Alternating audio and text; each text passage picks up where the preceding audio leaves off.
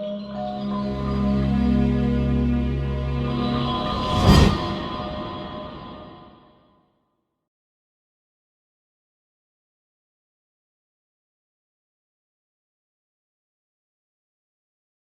जी, नमस्कार साथियों। अभिनव career academy के प्लेटफॉर्म पर आप सभी का स्वागत है। और उम्मीद करता हूँ कि आपकी पढ़ाई बहुत ही अच्छे तरीके से चल रही है। और आपकी जो क्लासें जो रेगुलर चल रही हैं, उन क्लासों को आप ले रहे हो। और साथ ही साथ प्रॉपर 2-3 सब्जेक्ट का जो सिलेबस है वो पूरा भी हो चुका है। और कुछ एक रनिंग में चल रहा है सिलेबस, तो उसको आप इग्नोर मत कीजिए, पूरा सिलेबस क्लास वाइज लगाते रहिए। और उनकी पीडीएफ जो है आपको टेलीग्राम के माध्यम से मिल रही है। और उनको पीडीएफ को आप अगर मान लो सॉफ्ट कॉपी रखते हो तो बढ़िया बात है, नहीं तो हार्ड कॉपी निकला सकते हो। और फिर भी साथ में आपको हार्ड कॉपी निकलवाने का दिक्कत आ रही है तो फिर आप हमें इस नंबर पे आप मैसेज कर दो कि हाँ, हार्ड कॉपी में दिक्कत आ रही है, कलर चेंज कर दे, तो हम कलर भी चेंज कर सकते हैं, उसमें पीडीएफ में कलर चेंज करके आपको जो दूसरी पीडीएफ भेज देंगे टेलीग्राम में, और वहाँ से आप डाउनलोड करके और पीडीएफ निकलवा सकते हो। ठीक है। और इसी के साथ अपनी जो भूगोल की जो क्लासें चल रही थी, उसमें भूगोल की क्लास में एक अपने क्लास लगा चुके हैं, और सेकंड क्लास जो अपने आज अपने क्लास लगाने जा रहे हैं। सेकंड क्लास अपनी रहेगी कौन सी? भौगोलिक स्थिति के बारे में और स्थिति और विस्तार के बारे में आज अपने को जानकारी प्राप्त करनी है। और स्थिति और विस्तार, राजस्थान की भूगोल का जो मैटर है वो बहुत ही छोटा सा ही है, और परंतु अगर प्रश्न की बात करें, प्रश्नों में बहुत सारे विस्तार से अगर बहुत सारे प्रश्न बनते हैं, ऐसे में आपको अपने को यानी वहाँ तक प्रश्नों में पहुँचना बहुत ज़रूरी है। ठीक है। ऊपर ऊपर का सिलेबस पढ़ करके अपने यानी सिलेबस पूरा करना कोई ज़रूरी नहीं है। सिलेबस के अंदर जितना भी मैटर आ रहा है वो टॉपिक को क्लियर करना बहुत ज़रूरी है। अगर टॉपिक को क्लियर नहीं किया तो फिर अपने भागने से कोई मतलब नहीं है। तो आज अपने सेकंड क्लास स्थिति और विस्तार के बारे में पूरा विस्तार से पढ़ेंगे इसको। और इससे पहले वाली जो क्लास आपने पढ़ी है, इससे पहले वाली क्लास जो सामान्य परिचय पढ़ा था, सामान्य परिचय दे नहीं रखा सिलेबस में, परंतु सामान्य परिचय पढ़ना बहुत ज़रूरी है, क्योंकि उसका बेस आगे अपने कौन से ज़िले कहाँ पर है, नए कौन से हैं, उनके बारे में अपने जानकारी प्राप्त करनी बहुत ही ज़रूरी है। और आज अपने क्या करेंगे, पहली क्लास जो सिलेबस अकॉर्डिंग है, सिलेबस में दे रखा है स्थिति और विस्तार के बारे में। ठीक है। तो आज चलते हैं अपने पहली क्लास में, और पहली बात करते हैं इसमें कि राजस्थान की स्थिति और विस्तार। विस्तार के बारे में बात करें तो अपना मैप आपने देखा होगा, इंडिया का मैप और वर्ल्ड का मैप और राजस्थान का मैप भी आपने देखा है। उसमें अक्षांशीय और देशांतरीय स्थिति के बारे में अगर बात करें, तो जो रेखाएं अक्षांश यानी मैप में अक्षांश रेखाएं दे रखी होती है ना, अक्षांश में जैसे मान लो कि ये पृथ्वी का मानचित्र, पृथ्वी में ये वाली रेखाएं जो है मानचित्र के ऊपर, ये वाली रेखाएं होती है, ये कौन सी होती है? अक्षांश रेखाएं होती है। कौन सी होती है? अक्षांश रेखाएं। ये पड़ी रेखाएं जो होती है वो सारी की सारी कौन सी होती है? ये अक्षांश रेखाएं होती है। और अक्षांश रेखाओं में अब देखो, ये मेजर लाइन है, ये 0 डिग्री अक्षांश रेखा है। ठीक है। इसके ऊपर वाला हिस्सा जो है उत्तरी अक्षांश, और इसके जो लाइन के नीचे वाला हिस्सा है वो कौन सा है? दक्षिणी अक्षांश। ये है दक्षिणी अक्षांश। ये यहाँ से लेकर के और यहाँ तक, इसको अपने बोलेंगे दक्षिणी अक्षांश, दक्षिणी गोलार्ध, सॉरी, दक्षिणी गोलार्ध। और यहाँ से ये ऊपर उत्तरी गोलार्ध।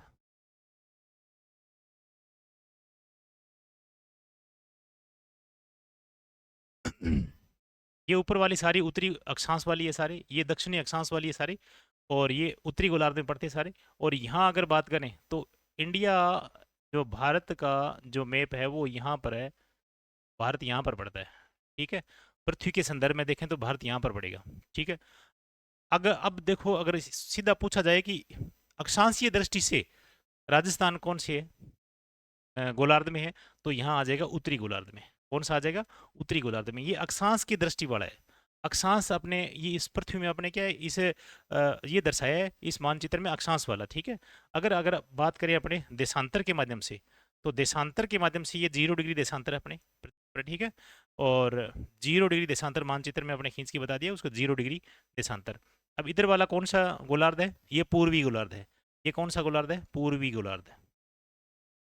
और ये कौन सा है? पश्चिमी गोलार्ध।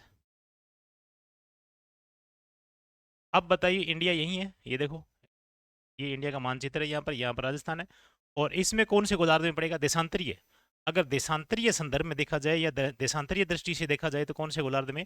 पूर्वी गोलार्ध में। इतनी आप यानी बेसिक बात है, ये याद रखोगे आप, पूर्वी गोलार्ध में, और अक्षांशीय स्थिति की बात करें तो उत्तरी गोलार्ध में पड़ता है। ठीक है, आगे चले, नेक्स्ट बात करते हैं। विश्व ग्लोब के संदर्भ में अगर राजस्थान की बात करें तो सबसे पहले तो ये दिशा का ज्ञान होना चाहिए अपने को। ठीक है, दिशा जैसे मान लो ये दिशाएं, इन दिशाओं के बारे में बताया गया। देखो ये चार दिशाएं हैं, उत्तर वाली, ये उत्तर वाली दिशा है। ठीक है, और ये अपने पास है दक्षिणी दिशा। पूरी मतलब पूरी पृथ्वी की बात करें तो उत्तर, दक्षिण, और ये पूर्व, और ये पश्चिम। ठीक है, इनके मध्य में जो कोण है उनके बारे में बात करें तो यहाँ अगर बात करें ये उत्तर और पूर्व के बीच की बात करें तो ये उत्तर पूर्व आ जाएगा। क्या आ जाएगा इसमें? उत्तर पूर्व आ जाएगा। तो उत्तर पूर्व आएगा, तो इस उत्तर पूर्वी गोलार्ध को अपने नाम क्या देते हैं? इसका नाम होता है ईशान कोण। कौन सा कोण है ये ईशान कोण है। ठीक है, और ये पूर्व और दक्षिण के मध्य में जो ये स्थिति है, ये कौन सी होती है? दक्षिणी पूर्व की होती है, इसको बोलेंगे दक्षिणी पूर्व। और दक्षिणी पूर्व बोलेंगे तो इसको कौन सा कोण बोलते हैं? अग्नि कोण या आग्नेय कोण बोलते हैं इसको। कौन सा बोलते हैं? अग्नि या फिर आग्नेय कोण बोलते हैं। आग इसमें अगर दक्षिणी और पश्चिमी के बीच की जो स्थिति है उसके बारे में बात करें तो इन दोनों को जोड़ के बताते हैं। वैसे तो दक्षिणी पश्चिमी, जैसे दक्षिणी पश्चिमी मानसून आता है उसी तरीके से, यानी अपने नाम लेते हैं दक्षिणी पश्चिमी मानसून। तो ऐसे में ये दक्षिणी पश्चिमी, ये देखो दक्षिणी पश्चिमी, और इन इस कोण को नाम दिया है नैऋत्य। कौन सा कोण दिया है? नैऋत्य कोण दिया है, इसका नाम है नैऋत्य। और यहाँ वाला कोण जो उत्तर और पश्चिम वाला, इसको उत्तरी पश्चिमी बोलेंगे, इसको उत्तरी पश्चिमी दिशा बोलेंगे इसको। ठीक है, और इस कोण का नाम है वायव्य कोण। कौन सा है? वायव्य कोण है। तो चारों कोणों को आप याद रखोगे, ईशान और आग्नेय और नैऋत्य और उसके बाद में वायव्य कोण। ठीक है, तो अब अपने बात करते हैं विश्व ग्लोब या विश्व या ग्लोब के संदर्भ में अगर बात करें तो ये राजस्थान उत्तर पूर्व ईशान कोण में आता है। ये देखो इस कोण में आता है। किस कोण में आता है? उत्तर पूर्व ईशान कोण में। तो यहाँ आपने बात की थी, जैसे पहले अपने बात की थी पृथ्वी के ऊपर ये चारों कोण बना दी, ये चारों दिशाएं बना दी। ठीक है, और यहाँ अपने इंडिया है और यहीं राजस्थान है इसमें। ये देखो यहाँ राजस्थान है। तो बताइए कौन से कोण में आ गया? ये कोण देखो, ये कौन सा कोण है? ईशान कोण है। तो ईशान कोण, ये समझ में आ गई बात? तो यहाँ पर ईशान कोण में ये प्रश्न पूछा जा सकता है आपसे कि बताइए कि कौन से कोण में स्थित है। अगर विश्व ग्लोब के हिसाब से अगर देखा जाए तो कौन से कोण में स्थित है ये? तो ईशान कोण में आ जाएगी। कौन सी आ जाएगी? ईशान कोण में। तो ये आप विशेष तौर से याद रखोगे। ठीक है, अगर अपने एशिया के संदर्भ में बात करें, एशिया के संदर्भ में बात करें, ये देखो एशिया एशिया के संदर्भ में बात करें तो यहाँ आती है, यानी ये है यहाँ से लेकर के एशिया, और यहाँ से लेकर और यहाँ तक ये एशिया का है। ठीक है, और इसके इसके बीचों बीच अपने लगा देते हैं। जैसे मान लो कि इसके बीचों बीच यहाँ पर लगाएंगे अपने, एशिया के बीचों बीच ये रेखा। अब यहाँ लगा देते हैं अपने एशिया के बीचों बीच, और उसके बाद में 0 डिग्री देशांतर देखो आप कहाँ पर है। 0 डिग्री देशांतर यहाँ पर पड़ती है। 0 डिग्री नहीं, अभी एक मिनट, एशिया की बात कर रहे हैं ना, एशिया की, तो 0 डिग्री वाला नहीं करेंगे। यहाँ पर इस एशिया में से ये देखो यहाँ तक लास्ट एशिया यहाँ पर है, और यहाँ से उत्तर, इसको आधा करेंगे अपने, इसको आधा करेंगे तो ये हो जाएगा बीच में से। ठीक है, इसको आधा करेंगे तो अब बताइए कौन से कोण में आ गया? अब राजस्थान यहाँ पर है, ये राजस्थान, तो राजस्थान ये कौन से कोण में है? तो यहाँ अगर बात करें तो कौन सा है? दक्षिणी पश्चिमी। कौन सा है? यानी पश्चिमी, यानी दक्षिणी और पश्चिमी कोण। और ये कोण है कौन सा? देखो ये कोण कौन सा है? अभी अपने बात की थी ये नैऋत्य कोण में है। कौन सा कोण है? ये नैऋत्य कोण है। तो यहाँ अपने बात स्पष्ट हो जानी चाहिए कि एक तो दक्षिणी पश्चिमी मानसून, ठीक है, और दक्षिणी पश्चिमी मानसून की सॉरी दक्षिणी पश्चिमी मानसून नहीं, दक्षिणी पश्चिमी दिशा है ये। ठीक है, दक्षिणी पश्चिमी दिशा, ये कोण कौन सा है? ये कोण है अपने पास है नैऋत्य कोण है। कौन सा? ये कोण अपने पास है नैऋत्य कोण है। तो नैऋत्य कोण कौन सी दृष्टि से नैऋत्य कोण है?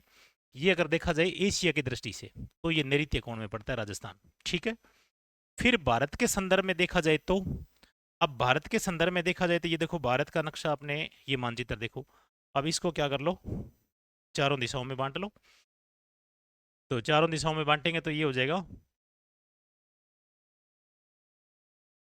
ये उत्तर और ये दक्षिण और ये पूर्व और ये पश्चिम, और इसको हाफ हाफ करेंगे ऐसे, और इधर से ये करेंगे ऐसे।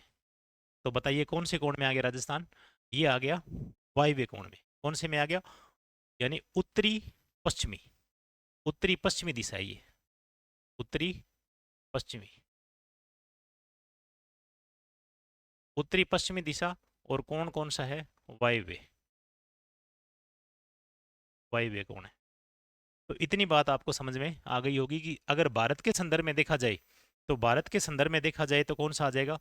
यानी वायव्य कोण में आ जाएगा। कौन से आ जाएगा? वायव्य कोण में आ जाएगा भी। ठीक है, तो ये इतनी बातें आपको याद रखनी है। अब भारत के संदर्भ में देखा जाए तो उत्तर पश्चिम में, और एशिया के संदर्भ में देखा जाए तो दक्षिण पश्चिम में। ठीक है, और विश्व के संदर्भ में देखा जाए तो उत्तर पूर्व में। विश्व के संदर्भ में देखा जाए तो उत्तर पूर्व में। ये राजस्थान की स्थिति बताई जा रही है। ठीक है बे, राजस्थान की स्थिति के बारे में अपने बात कर चुके हैं ये कोण के माध्यम से। ये चारों कोण है, याद रखो, ईशान और आग्नेय और नैऋत्य और वायव्य कोण है। ठीक है, ये चारों कोणों को याद रखो, और इसमें राजस्थान की स्थिति के बारे में पूछा जाए तो ऐसा बेसिक सा प्रश्न पूछा जा सकता है भी। ठीक है, कोई किसी प्रकार की ऐसे नहीं है कि ये नहीं पूछा जाएगा और ये सिर्फ यही पूछा जाएगा, नहीं। ऐसा बेसिक सा प्रश्न बनता है, ये प्रश्न पूछा जा सकता है, तो अपने को सारी चीज़ें आनी चाहिए, कैसे ही पूछ लिया जाए। ठीक है, नेक्स्ट बात करते हैं। नेक्स्ट ये अपने मानचित्र के बारे में थोड़ी सी बात हो गई। अब अपने थोड़ा सा इसको और देख लो। राजस्थान में विश्व की स्थिति में उत्तर पूर्व, देखो अभी बात हुई है कि राजस्थान में विश्व के संदर्भ में देखा जाए तो उत्तर पूर्व।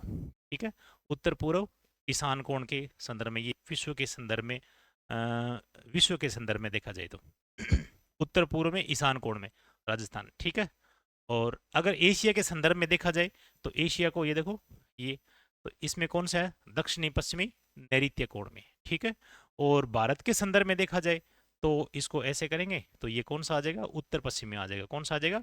उत्तर पश्चिम में। और इसमें कौन सा कोण है? वायव्य कोण है। ठीक है, बेसिक सा प्रश्न बनता है। आगे चलते हैं, आगे बात करते हैं सूर्य के सापेक्ष राजस्थान की स्थिति के बारे में बात करें तो ये आता है सूर्य के सापेक्ष। सूर्य की किरणें सीधी पड़ती है राजस्थान में, कब पड़ती है? 21 जून को पड़ती है। कब पड़ती है? 21 जून को बिल्कुल सीधी किरणें पड़ती है। और लास्ट उसके बाद में फिर यानी दक्षिणायन होना शुरू हो जाता है, और उसके बाद में फिर यानी मकर रेखा पर ये 22 दिसंबर को सीधी रेखा, यानी सबसे मतलब सीधी रेखा पड़ती है वहां पर। और उस दिन अपने क्या बोलेंगे उसको? यानी सबसे, इसको बोलेंगे मकर संक्रांति। ठीक है, जिस दिन सूर्य कर्क रेखा पर सीधा चमकता है, जिस दिन सूर्य कर्क रेखा पर सीधा चमकता है। और कर्क रेखा आप सभी को पता होगा कि कर्क रेखा जो राजस्थान में यानी दक्षिणी राजस्थान में कहाँ पर है कर्क रेखा? ये दक्षिणी राजस्थान है। ये राजस्थान की अगर बात करें तो ये कर्क रेखा यहाँ से गुजरती है। कर्क रेखा यहाँ से गुजरती है राजस्थान के बांसवाड़ा जिले से होकर गुजरती है। राजस्थान के बांसवाड़ा जिले से होकर गुजरती है कर्क रेखा। कौन सी रेखा? कर्क रेखा। और ये राजस्थान के दक्षिण में पड़ती है, राजस्थान के दक्षिण में कर्क रेखा यानी बांसवाड़ा से होकर गुजरती है। ठीक है, जैसे मान लो ये पूरी पृथ्वी है, अगर ये पूरी पृथ्वी के बारे में बात करें तो यहाँ आता है 0 डिग्री देशांतर, नहीं सॉरी 0 डिग्री अक्षांश रेखा। उसके बाद में 23.5 डिग्री, ये 23.5 डिग्री 30 मिनट उत्तरी अक्षांश, और ये 23.5 डिग्री दक्षिणी अक्षांश। ठीक है, उत्तरी अक्षांश और ये दक्षिणी अक्षांश, और ये 0 डिग्री है। ठीक है, सूर्य की सीधी किरणें, पृथ्वी के ऊपर सूर्य की सीधी किरणें इन दो रेखाओं के मध्य पड़ती है, इन दो रेखाओं के मध्य ही पड़ती है। ठीक है, सीधी किरणें।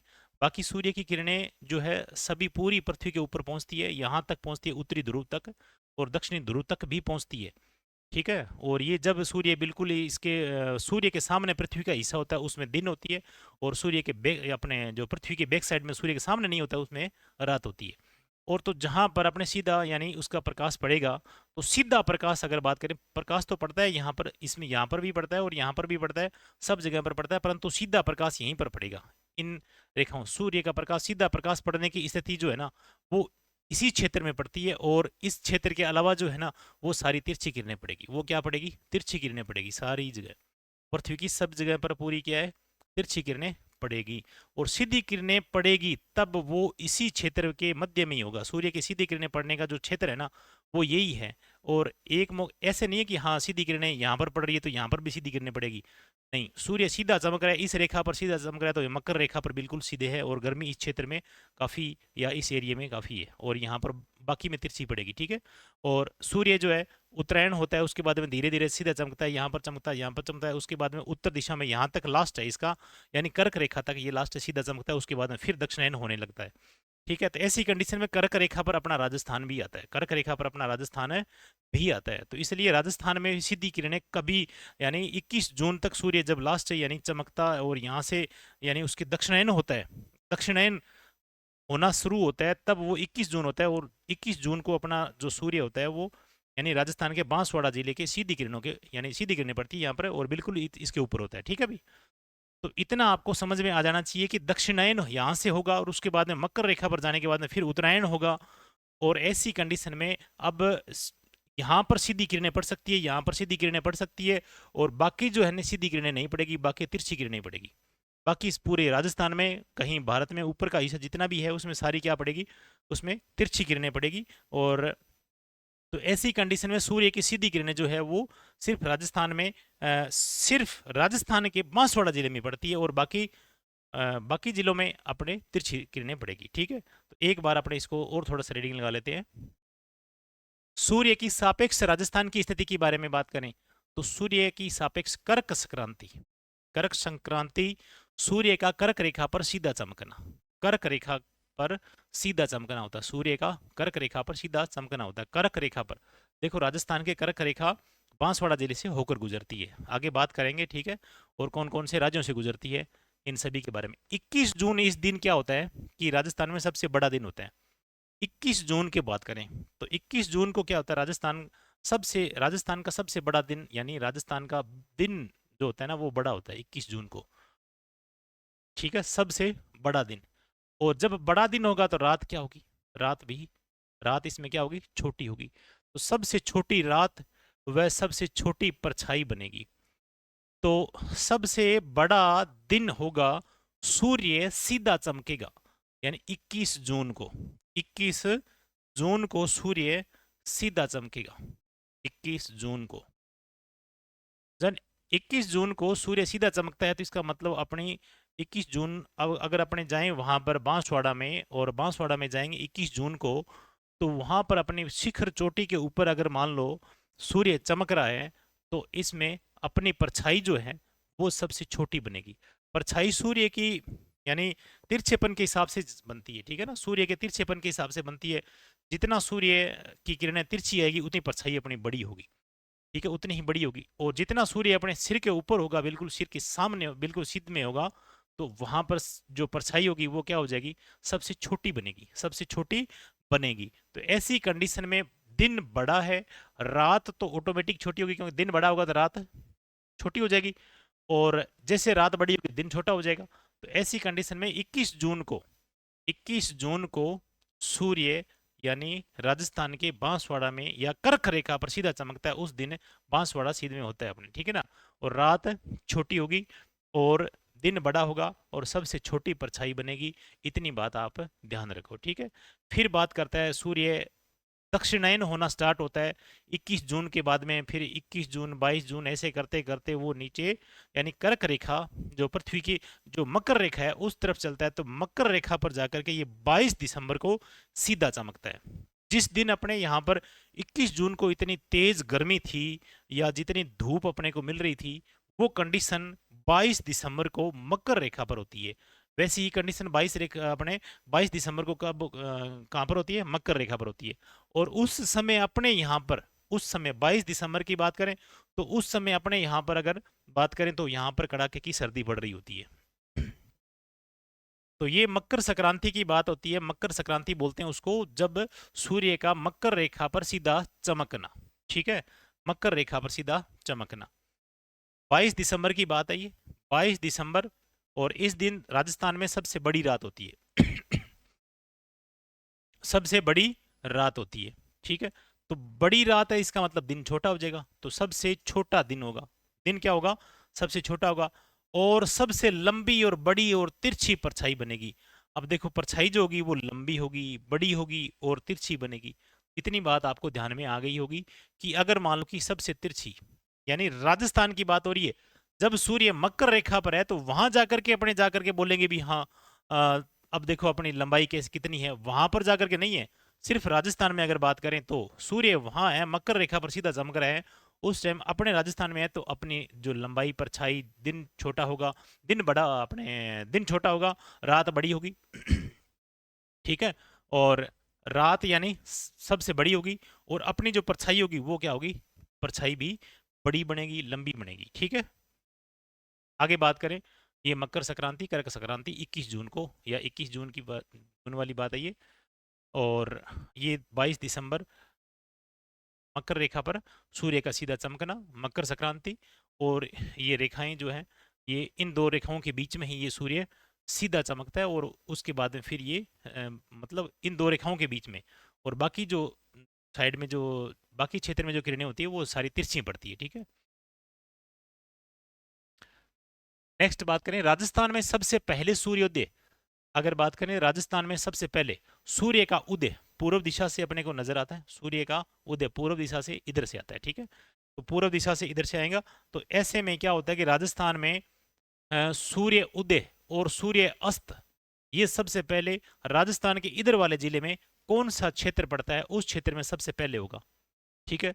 क्योंकि पृथ्वी गोलाकार है, और जब अपने को उसके पृथ्वी यानी सूर्य के सामने बिल्कुल इधर वाला क्षेत्र, पृथ्वी ऐसे घूम रही है, तो इधर वाला क्षेत्र पहले आएगा, सामने उसके इधर वाला क्षेत्र पहले आएगा। तो यहाँ पर जिला और कोई गांव जो भी है वो सबसे पहले आएगा। तो सबसे पहले यानी धौलपुर जिले का जो गांव है वो है सिलाना गांव, सिलावट बोलते हैं इसको, या सिलाना गांव बोलते हैं, धौलपुर में है ये। यहाँ पर सबसे पहले यानी सूर्य उदय होता है। ठीक है। सूर्य उगता भी सबसे पहले, उनको दिखाई भी सबसे पहले देता है, और सूर्य अस्त भी सबसे पहले यही होता है। क्योंकि जब दिखाई जल्दी देगा तो फिर दिखाई देना बंद करेगा, अस्त होगा तो भी वो क्या होगा? सबसे पहले उनके पास ही होगा। ठीक है। ये धौलपुर में पड़ता है सिलाना गांव। और राजस्थान में सबसे अंत में अगर बात करें, तो राजस्थान में सबसे अंत में बात करें तो ये आता है इसके बराबर में, देखो राजस्थान, ये राजस्थान का जो मैप अगर बात करें तो ये धौलपुर यहाँ पर पड़ता है, और यहाँ पर पड़ता है क्या? यहाँ पर राजस्थान का यानी जैसलमेर जिला है। तो सूर्य उदय और सूर्य अस्त, ये कटरा, कटरा सम तहसील में पड़ता है, जैसलमेर का गांव है एक। और यहाँ पर सबसे अंत में होगा, सबसे अंत में होगा। तो सबसे पहले अपने को यहाँ दिखाई देगा। तो सूर्य यानी राजस्थान में अगर बात करें, तो राजस्थान में ये देखो पूरा एरिया राजस्थान का, ये इस राजस्थान में यहाँ धौलपुर से नजर आएगा सबसे पहले। तो यहाँ वाले लोग मतलब 6 बजे ही अगर मान लो उठते हैं, 6 बजे सूर्य उगता है, ठीक है। तो 6 बजे यहाँ पर उठ गए, और उसके बाद में यहाँ वाले लोग है कि सूर्य की किरणें जो एक देशांतर को पार करने में 4 मिनट का समय लेती है। कितना मिनट का समय लेती है? एक देशांतर को पार करने में। जैसे मान लो अगर थोड़ा सा मैं मैप बना करके आपको बताता हूँ कि ये राजस्थान का इधर वाला जो जिला है वो देखो,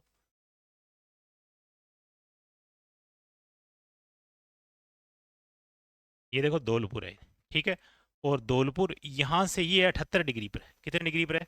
78 डिग्री पर। और यहाँ से ये स्टार्ट करें तो ये आता है 0 डिग्री, यहाँ से लेकर अपने बात करें तो ये 70 यानी 69 डिग्री से स्टार्ट है, ठीक है।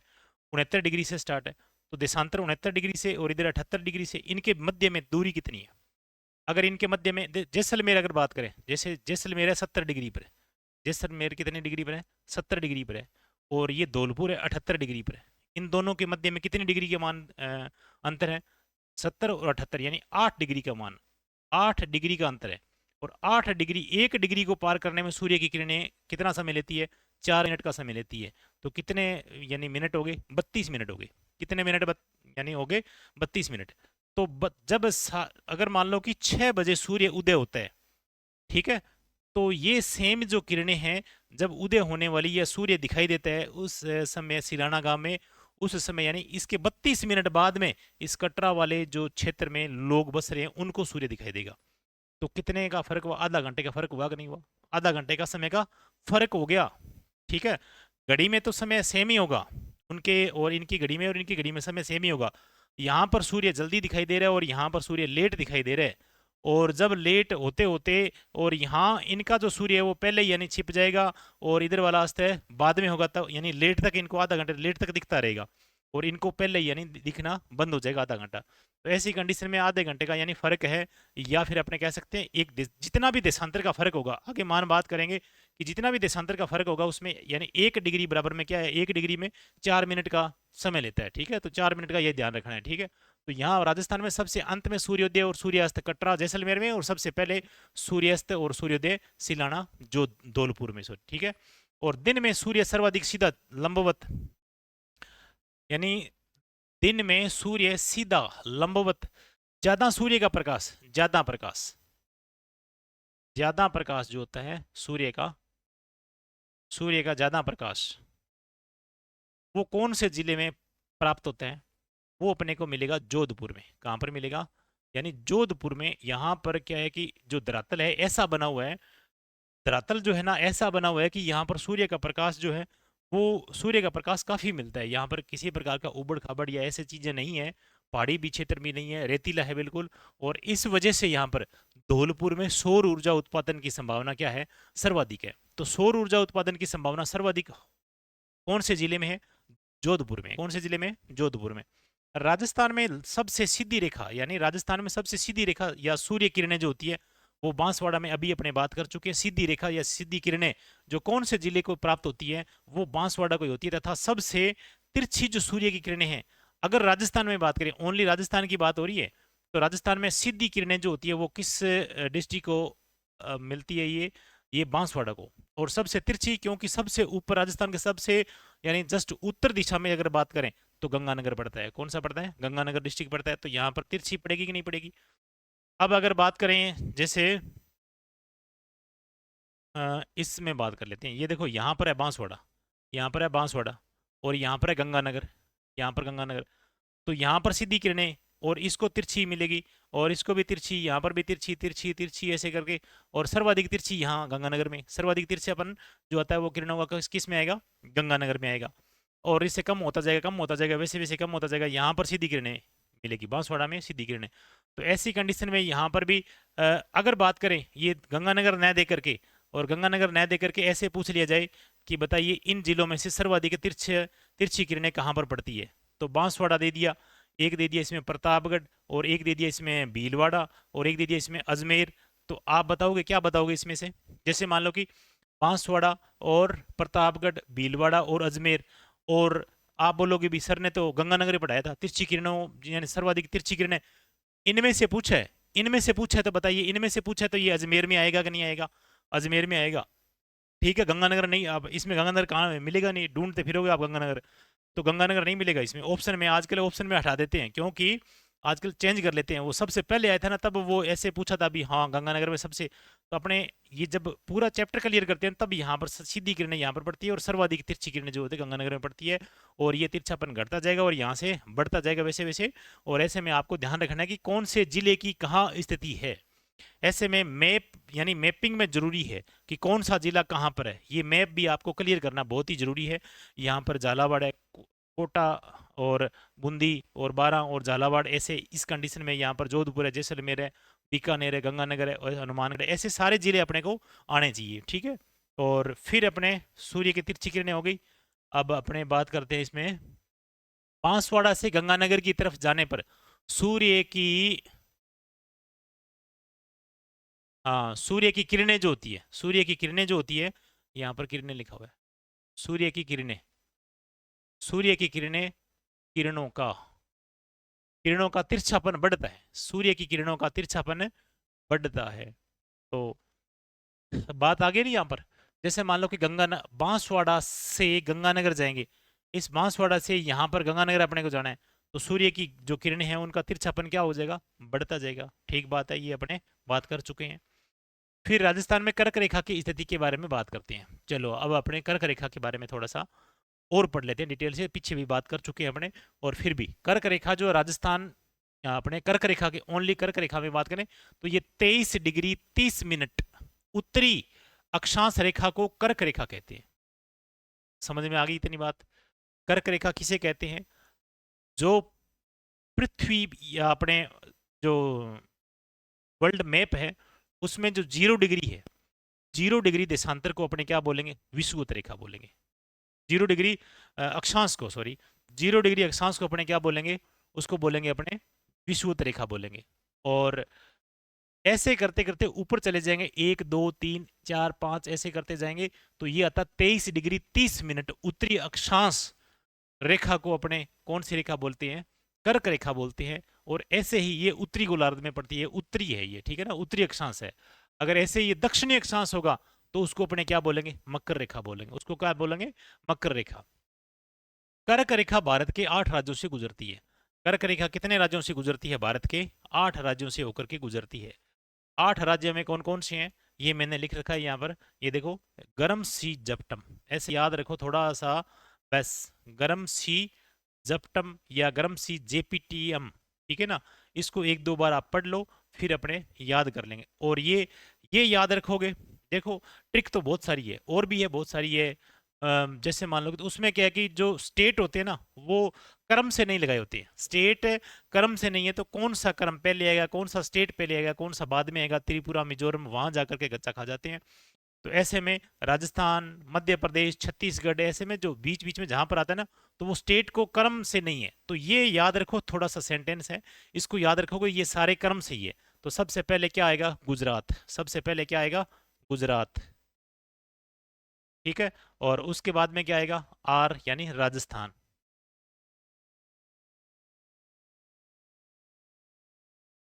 फिर क्या आएगा? एम मध्य प्रदेश।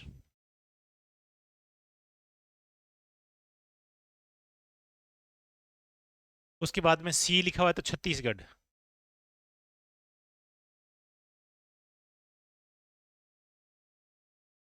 छत्तीसगढ़। उसके बाद में फिर जे लिखा हुआ है तो झारखंड।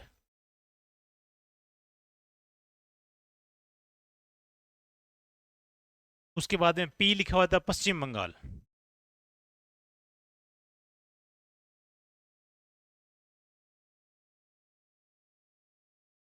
फिर टी लिखा हुआ था त्रिपुरा। और उसके बाद में क्या लिखा हुआ है? त्रिपुरा। उसके बाद में लिखा हुआ है कि एम तो मिजोरम। ध्यान रखना, मिजोरम, ठीक है। तो 1 2 3 4 5 6 और 7 और 8 याद रखो, ठीक है। ये राजस्थान अपने यहाँ पर पड़ता है, सेकंड नंबर पे राजस्थान आएगा, ठीक है। और कर्क रेखा की सर्वाधिक लंबाई मध्य प्रदेश में है। ध्यान रखो यहाँ पर कि कर्क रेखा की जो सर्वाधिक लंबाई है वो कहाँ पर है? मध्य प्रदेश में। और सबसे कम जो है त्रिपुरा में बताई जा रही है, और बहुत सारी किताबें राजस्थान भी बता रहे हैं, ठीक है ना। तो ये कम वाला जो है ये पूछेंगे नहीं, और इतना मतलब आंकड़ा दिया हुआ नहीं है कहीं, बहुत सारी किताबों में देखा मैंने। और कहीं पर त्रिपुरा और कहीं पर यानी राजस्थान भी है। तो राजस्थान में 26 किलोमीटर है ओनली, तो 26 किलोमीटर कम ही है, हो सकता है कि त्रिपुरा में इससे कम हो। तो ऐसी कंडीशन में आप मतलब ये किताब का सोर्स कोई मिला था उसमें त्रिपुरा दे रखा है, और यहाँ अपने मध्य प्रदेश और त्रिपुरा को याद रखेंगे, ठीक है।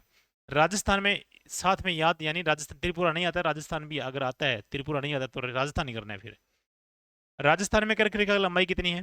तो राजस्थान में बात करें तो ये लंबाई आती है 26 किलोमीटर। कितनी आती है? 26 किलोमीटर राजस्थान में लंबाई आती है। उसमें बांसवाड़ा में कितनी है? बांसवाड़ा की मध्य कुशलगढ़ तहसील से वह डूंगरपुर के चीखली गांव से गुजरती है। देखो ये राजस्थान अपने बांसवाड़ा में बात करें तो बांसवाड़ा में कुशलगढ़ से गुजरती है। ये रेखा जो है ना, ये बांसवाड़ा की कौन सी तहसील से गुजरती है? ये बांसवाड़ा के कुशलगढ़ अपने तहसील से। और डूंगरपुर का एक गांव आता है चीखली गांव।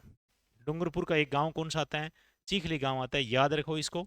यानी डूंगरपुर, देखो ये कर्क रेखा जो है ना, ये डूंगरपुर और बांसवाड़ा से होकर गुजरती है। कर्क रेखा बांसवाड़ा का यानी आधा आधा आधा आधा हिस्सा कर देती है, बांसवाड़ा का आधा हिस्सा कर लेती है पूरे क्षेत्र का। और उसमें से एक डूंगरपुर का एक गांव मात्र वो कर्क रेखा के ऊपर स्थित है। कर्क रेखा से थोड़ा सा अगर कह दे दक्षिण में या फिर इसके ऊपर स्थित है, कौन सा गांव है वो? चीखली गांव है। ये प्रश्न एक बार आया हुआ है, ठीक है।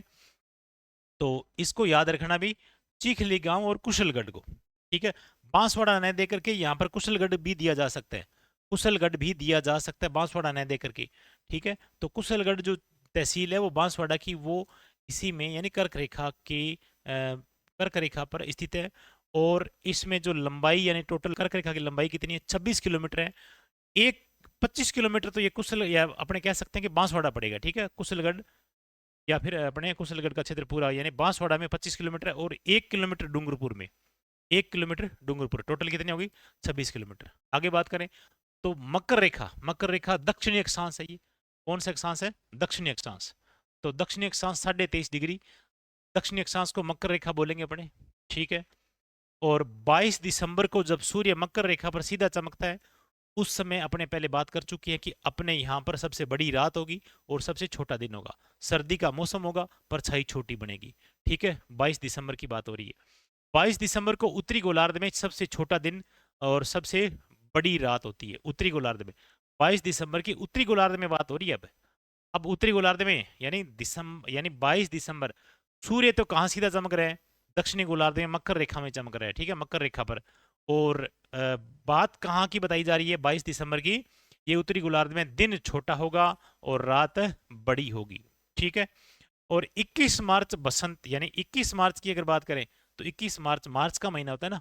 अब देखो अपने बात कर चुके हैं किसकी, 21 जून की बात कर चुके हैं, ठीक बात है। और 22 दिसंबर की बात कर चुके हैं, ये भी दोनों दोनों आंकड़े एक दूसरे के विपरीत है, ध्यान रखना।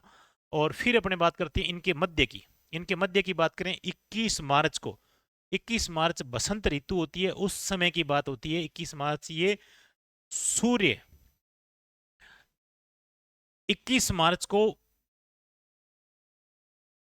ये विषु भूमध्य रेखा पर सीधा चमकेगा। देखो यहां अगर बात करें,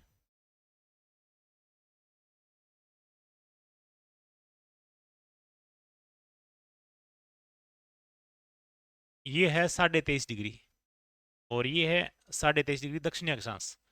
सूर्य जब 21 जून को यहां चमकेगा, 21 जून को, और ये होता है 22 दिसंबर, ये 22 दिसंबर जब इनके मध्य में चमकेगा तो ये मकर यानी भूमध्य रेखा 0 डिग्री पर जब ये सामने आएगा तो ये कब आता है, 0 डिग्री पर। एक तो यहाँ चमक रहा है तो ये चमकता चमकता फिर ये सीधा चमकेगा यहाँ पर एक बार तो, ठीक है, फिर ये आगे जाएगा, फिर ये 22 दिसंबर तक यहाँ आ जाएगा।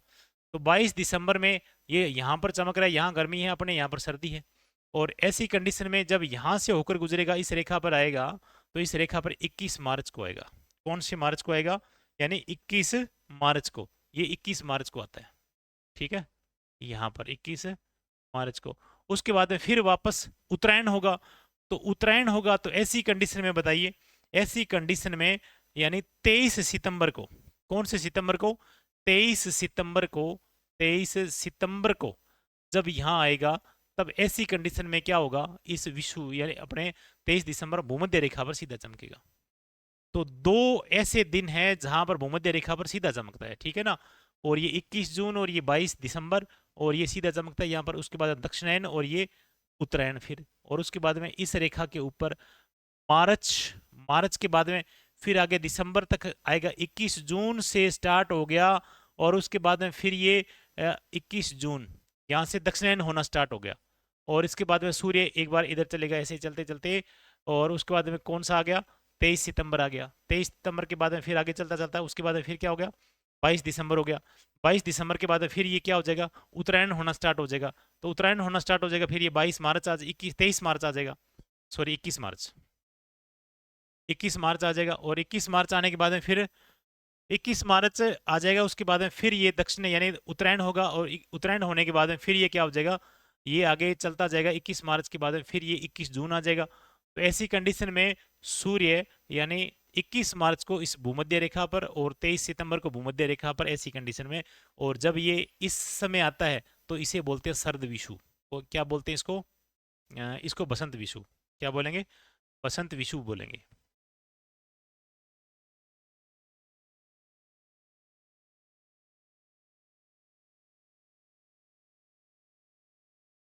बसंत विषु, ठीक है। और इसे बोलेंगे अपने सर्द विषु, शरद विषुव, ये आप याद रखोगे, ठीक है। ऐसी कंडीशन में जब ये 21 जून से इधर आएगा और उसके बाद में फिर ये उधर जाएगा, तो ऐसी ये देख, सूर्य चलता नहीं है, ये कंसेप्ट आप समझ लेना भी, ठीक है ना। सूर्य नहीं चलता है, पृथ्वी ये इसके सामने क्या है कि पृथ्वी की दिशा जो है ना, पृथ्वी यानी पृथ्वी जब चारों तरफ इसके चक्कर लगाती है ना, ऐसी कंडीशन में ये इसके दिशाएं यानी ये चीजें इसके सामने आती है, सूर्य के सामने।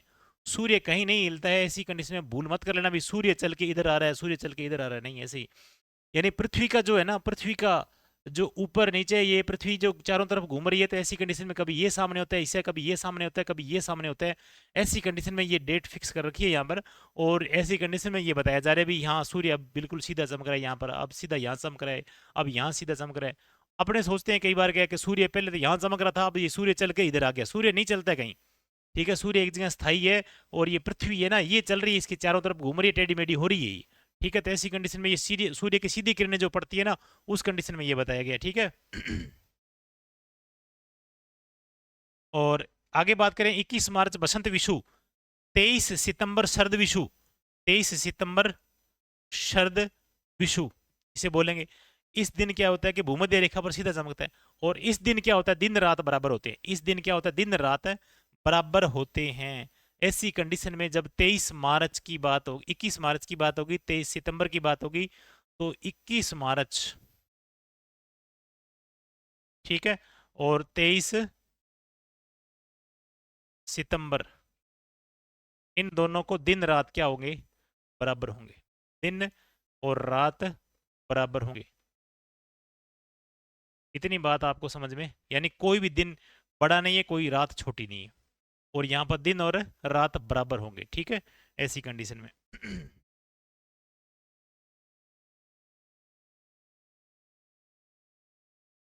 अब नेक्स्ट बात करते हैं अक्षांश व देशांतर रेखाओं की बात करते हैं। अक्षांश और देशांतर रेखाओं की बात करते हैं नेक्स्ट।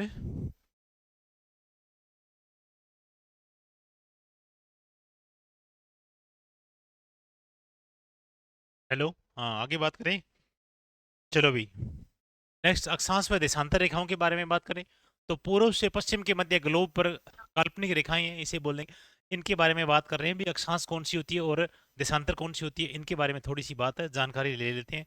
ये बात आती है इसमें भाई, पूर्व से पश्चिम, पूर्व से पश्चिम, जो पूर्व से पश्चिम अपने खींचती है रेखाएं, उनके मध्य ग्लोब पर जो काल्पनिक रेखाएं होती है, उन्हें अपने क्या बोलेंगे, उनको बोलेंगे अक्षांश रेखाएं, ठीक है। ये जो ऐसे पूर्व से पश्चिम ऐसे रेखाएं जो है, ये क्या है, अक्षांश रेखाएं। उत्तर से दक्षिण की बात करें तो ये ग्लोब पर खींची गई देशांतर रेखाएं, इनको क्या बोलेंगे, देशांतर रेखाएं बोलेंगे आपने, ठीक है। और फिर अक्षांश से दूरी, अक्षांश से दूरी व देशांतर से समय की गणना। देखो अक्षांश से किसकी अपने गणना करते हैं, अक्षांश से अगर बात करें, अक्षांश से बात करें तो ये आती है दूरी की गणना करते हैं अक्षांश से, ठीक है। और अक्षांश से दूरी की, और अगर बात करें देशांतर, तो देशांतर से अपने समय की गणना करते हैं। किससे गणना करते हैं, देशांतर से समय की गणना होती है, ठीक है। देशांतर जो समय की गणना करने के लिए, और अक्षांश दूरी की गणना करने के लिए होती है।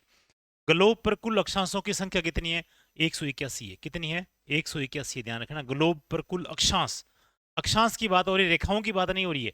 अगर रेखाओं की बात करें तो रेखाएं होती है, एक दो माइनस कर दो, क्योंकि उत्तरी ध्रुव और दक्षिणी ध्रुव पर बिंदु है, रेखाएं नहीं है। तो ऐसी कंडीशन में ग्लोब पर कुल अक्षांश तो बात करें तो 181 आता है। यानी 90, 0 डिग्री से 90 तो ऊपर हो गए, और 0 डिग्री से 90 दक्षिण में हो गए। तो अब 90 और 90 180, और 1 प्लस 0 वाला, तो ये कितने हो जाएंगे, 181 हो जाएंगे। अगर रेखाओं की बात करें तो ऊपर वाला उत्तरी ध्रुव है, वो क्या कर देंगे, ये बिंदु है तो इस रेखा नहीं मानेंगे, और दक्षिणी ध्रुव में बिंदु है, उसको अपना रेखा नहीं मानेंगे। ऐसी कंडीशन में वो 2 घटा देंगे तो 179 रह जाएगी, ठीक है। और फिर ग्लोब पर यानी कुल देशांतर कितने हैं, तो ग्लोब पर कुल देशांतर की बात करें तो कुल देशांतर है 360। कितने हैं, 360। दो अक्षांश के मध्य की दूरी की बात करें, दो अक्षांश के मध्य की दूरी की बात करें तो 111.13, 111.13 किलोमीटर अक्षांशों के मध्य, ठीक है। और दो अक्षांश के मध्य की दूरी ये याद होगी आपको, ठीक है। फिर दो देशांतरों के मध्य की बात करें तो यानी दो देशांतरों के मध्य की दूरी की बात करें तो ये आती है 111.32। थोड़ा सा ही अंतर है इसमें, थोड़ा सा ही अंतर, यानी 0.20 का अंतर है। और ये कंडीशन जो होती है दशांत यानी दो देशांतर के मध्य, देखो यहाँ अगर बात करें ये आता है देशांतर, ठीक है, ये देशांतर 0 डिग्री, और ये नेक्स्ट देशांतर, और ये फिर नेक्स्ट, और ऐसे कंडीशन में अगर बात करें तो ये देशांतर ऐसे, ये देशांतर, ये 0 डिग्री देशांतर है। इनके मध्य के बीच की दूरी यहाँ देखो, एक तो इनके मध्य के बीच की दूरी ये 0 डिग्री विषुवत रेखा है, इनके मध्य की दूरी यहाँ से लेकर के ये तक ये सर्वाधिक है 111.32 है 111.32, देखो 111.32। अगर बात करें ये भी 111.32, ये सर, अब यहाँ अगर सर यहाँ देखो 111.32 होगी नहीं, तो इसका मतलब ये है कि विषुवत रेखा पर, ये विषुवत रेखा है, सिर्फ विषुवत रेखा पर अगर बात करें ना, तो यहाँ पर ये दूरी होती है, ठीक है, और इसके बाद में ये दूरी घटती जाएगी इनके बीच में, इन दोनों रेखाओं के मध्य में दूरी क्या होती जाएगी, घटती जाएगी, कम होती जाएगी, यहाँ पर शून्य हो जाएगी और यहाँ पर भी शून्य हो जाएगी। ऐसी कंडीशन में, और रेखाओं यानी जो अक्षांश रेखाएं हैं इनके मध्य की दूरी जो होती है वो बराबर रहती है, इनके मध्य की दूरी क्या रहती है, हमेशा बराबर रहती है। इनके मध्य की दूरी बात करें तो कितनी है बताइए, तो इनके मध्य की दूरी 111.13 किलोमीटर, ठीक है, ये याद रखोगे। फिर बात आती है इसमें 0 डिग्री अक्षांश रेखा को भूमध्य रेखा विषुवत रेखा भी कहते हैं, भूमध्य रेखा भी कहते हैं, याद रखना है भी, ठीक है, ये आप पढ़ के आए होंगे, और नहीं आए हैं तो याद करो। और 0 डिग्री देशांतर को अपने ग्रीनविच रेखा बोल देंगे, क्या बोलेंगे, ग्रीनविच रेखा या प्रधान रेखा बोलेंगे, ठीक है, ये समय तिथि रेखा बोलते हैं इसको, तिथि रेखा अलग होती है 180 वाली होती है, ये समय रेखा होती है, इसको प्रधान रेखा बोलेंगे, क्या बोलेंगे, इसको प्रधान रेखा बोलेंगे, और 0 डिग्री देशांतर बोलेंगे, ग्रीनविच रेखा बोलेंगे, ठीक है, और ये ग्रीनविच रेखा 0 डिग्री देशांतर और प्रधान मध्याह्न रेखा, ठीक है। 1 डिग्री देशांतर को पार करने में सूर्य की किरणें, या 1 डिग्री पार करने में सूर्य जो है 4 मिनट का समय लेता है, कितने मिनट का समय लेता है सूर्य की, यानी 1 डिग्री को देशांतर को पार करने में 4 मिनट बाद में वो किरणें जो है सेम अगले देशांतर में चली जाएगी, तो अगले देशांतर पर वो दिखने लग जाएगी। तो सूर्य की किरणें जो है 1 डिग्री को पार करने में कितना समय लेती है, 4 डिग्री का समय लेती, सॉरी 4 मिनट का समय लेती है, 4 मिनट का समय लेगी। तो इसका मतलब ये क्या होगा भी 4 मिनट, जब 300 ये सूर्य की किरणें हैं, जब यहाँ से अपने को देखना दिखना स्टार्ट हुआ, तो 4 4 मिनट करके ऐसे करते करते पूरी पृथ्वी वापस इसी कंडीशन में आ जाएगी, ठीक है। तो 360 इंटू करते हैं 4 मिनट से, तो बताइए कितनी हो जाएगी ये, 0, और 6 चौके 24, 2 और 12 और 1440, इन बताइए कितने मिनट, यानी इसको 4 मिनट में पार करेंगे 360 डिग्री बनता है, ये कितने देशांतर 360, तो 1440 मिनट लगेंगे, कितने मिनट लगेंगे 1440 मिनट के घंटे बना लो इसके, ठीक है। तो घंटे बनाएंगे तो ये कितने हो जाएंगे ये हो जाएंगे 24 घंटे, कितने हो जाएंगे 24, ठीक है। तो 24 घंटे में ये सूर्य के सामने, उसी किरण के सामने, या अपने कह सकते हैं कि सीधी किरणों के सामने क्या हो जाएगा, पूरी पृथ्वी घूम जाएगी इसकी, ठीक है। तो ऐसी कंडीशन में पूरी, यानी 24 घंटे में पूरी घूम जाएगी, तो ऐसी कंडीशन में पूरी यानी 4 मिनट का समय लगेगी, ठीक है, एक देशांतर को पार करने में। भारत की मानक रेखा क्या है, भारत की मानक रेखा अपने पड़ती है 82.5 डिग्री, कितने डिग्री 82.5 डिग्री भारत की मानक रेखा, 82.5 डिग्री पूर्वी देशांतर है, याद रखना। अगर पूर्वी देशांतर में यहाँ पर गड़बड़ी कर सकते हैं, दक्षिणी देशांतर कर सकते हैं, उत्तरी पूर्वी कर सकते हैं, तो ऐसी कंडीशन में आपको याद रखना है सिर्फ पूर्वी देशांतर है, क्योंकि 82.5 डिग्री पूर्वी देशांतर, ये देखो भारत की मानक रेखा, ठीक है, ये है 82.5 डिग्री, ये वाली 82.5 डिग्री है, ये 5 राज्यों से होकर गुजरती है, उत्तर प्रदेश, ठीक है, और मध्य प्रदेश, और झारखंड, और उसके बाद में उड़ीसा, और ये आंध्र प्रदेश, ठीक है। तो ऐसे में ये 5 राज्यों से होकर गुजरती है, और ये 82.5 डिग्री है, इसको आधा आधा भारत के पूरे नक्शे को क्या कर दिया, बीचों बीच कर दिया, और इसके ऊपर साढ़े, यानी 7.5 के गुणांक में कौन सी रेखा आती है, 7.5 डिग्री के गुणांक में जो आने वाली रेखा है वो अपने पास कौन सी है, 82.5 है, ठीक है। तो यानी 82.5 क्यों रखा भी, 81.5 रख देते और 80 रख देते, तो ऐसी कंडीशन में पूरे जब मानचित्र बनते हैं उस टाइम में ये कहते हैं कि जब टाइम जोन अपने बढ़ता है तो 7.5 के गुणांक में होना चाहिए, 7.5 के गुणांक में होना चाहिए, 7.5 यानी 7 डिग्री और 30 मिनट के गुणांक में होना चाहिए, या तो 15 डिग्री 15 डिग्री गुणांक में हो, ठीक है, और या इसका आधा 7.5 के गुणांक में हो। तो ऐसी कंडीशन में अपना यहाँ जो रेखा पड़ती है वो 7.5 के गुणांक में ये रेखा पड़ेगी 82.5 डिग्री वाली, ठीक है। अगर मान लो कि अपने को और अगर रखना है, कम रखना है, इधर रखना है, देखो पूरा भारत तो लगभग इधर है, तो इधर रखना है अपने को, तो इसको अपने लेके आएंगे कितने, 7.5 माइनस कर दो यहाँ पर, 75 डिग्री आ जाएगा, तो 75 डिग्री लगभग इधर आ जाएगा यहाँ पर। तो ऐसी कंडीशन में बहुत सारा भारत इधर छूट जाएगा। तो सूर्य का उगना छिपना ये सारा क्या हो जाएगा, घड़ियों का शेड्यूल है, सिस्टम चेंज हो जाएगा अपने भारत के लिए, ठीक है। तो ऐसी कंडीशन में इसको यहीं 82.5 रखना उन्हें उचित समझा है। भारत की मानक रेखा, समय रेखा जो है 82.5 डिग्री पूर्वी देशांतर, जो प्रयागराज की निकट, प्रयागराज के निकट नैनी स्थान से होकर गुजरती है। कहाँ से, नैनी स्थान से होकर के गुजरती है। तो नैनी, नैनीताल याद रखो, प्रयागराज उत्तर प्रदेश में, ठीक है यहाँ से होकर गुजरती है। आगे भारतीय मानक समय, इंडियन स्टैंडर्ड टाइम, आईएसटी, मतलब Indian standard time, Greenwich mean time, GMT रेखा से 5.5 घंटे आगे है। देखो इसका कंसेप्ट जो है ना, ये आपको अच्छे तरीके से समझ में आना चाहिए। अब देखो, अब आगे बात करते हैं, जैसे मान लो कि इसमें अपने बात करी ली कि 5.5 घंटे वाला कंसेप्ट है ना, इसके बारे में बात करें तो ये 5.5 घंटे कंसेप्ट है, ये कैसे क्लियर होगा। 5.5 घंटे का ये देखो, 5.5 घंटे वाला ये 0 डिग्री देशांतर है, ठीक है। और ये अपने पास 0 डिग्री देशांतर है, और यहाँ अपने कर देंगे इसको ये 0 डिग्री देशांतर, और उसके बाद इसके बाद में ये 0 डिग्री, ये बढ़ता जाएगा, ये बढ़ता जाएगा, और ये बढ़ता जाएगा। ये यहाँ आता है इंडिया, मान लो ये है इंडिया का मैप, ठीक है, यहाँ इंडिया का मानचित्र या इंडिया अपने स्थान पड़ता है, ठीक है। ऐसी कंडीशन में अगर बात करें तो यहाँ आती है, इसमें 0 डिग्री का मतलब ये है कि 0 डिग्री प्रत्येक देश वाले, जैसे इंग्लैंड के बीचों, ग्रीनविच जो इंग्लैंड में स्थान पड़ता है, ग्रीनविच इंग्लैंड वालों ने कहा भी हमारे सिर के ऊपर जो सीधी किरणें पड़ेगी तो हम क्या करेंगे, हम अपनी घड़ी में 12 बजा लेंगे।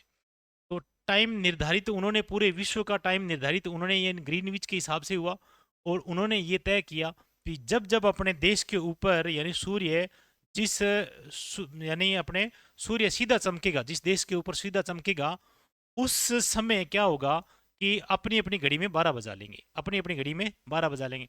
जब सूर्य अपने यहाँ पर लगभग यानी अपने भारत देश में सीधा चमका तो अपने 12 बज गए, और 12 बजे, अब ये 12 बजाई तो 7 यानी 7.5 के गुणांक में ये क्या होना चाहिए, 7.5 के गुणांक में 7 डिग्री, 7 डिग्री 30 मिनट के गुणांक में अपने को क्या करना है, निर्धारित करना है टाइम को, टाइम निर्धारित करना है।